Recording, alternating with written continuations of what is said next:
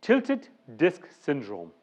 Tilted disc syndrome is an anomaly or a syndrome that actually signifies that the optic nerve head is rotated on its axis. So the 12 o'clock and the 6 o'clock position are now rotated to place on the horizontal 9 and 3.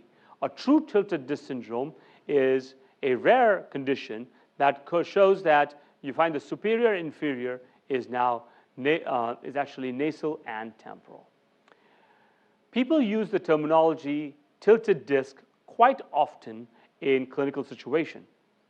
There's no real ground truth or absolute amount that a disc should be tilted to be called tilted disc syndrome.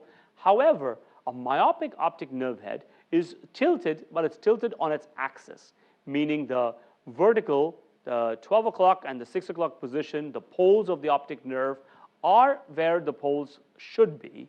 It just rotated on its axis because of the stretching of the globe.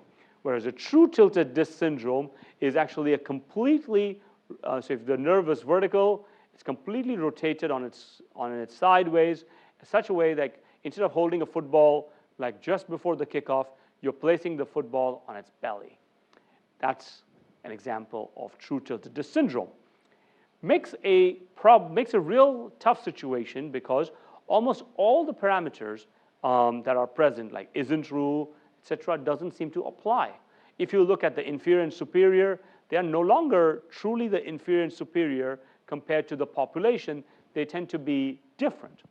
So what do you do in such cases that have true tilted disc syndrome and you are suspecting this patient to have glaucoma? Makes it very tricky. The nerve fiber bundles are following a different pattern. You may even find that the visual field decibels are not going to be appropriate to the location. Very tricky situation. If you find yourself in this situation, use OCT imaging technology. Just remember that the average nerve fiber layer is the parameter of choice to utilize. So you're measuring nerve fiber layer 360 degree around the optic nerve head.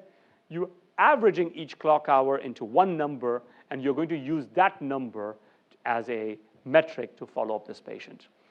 Because if you use different sectors, these sectors are not appropriate, and the reference database does not account for this.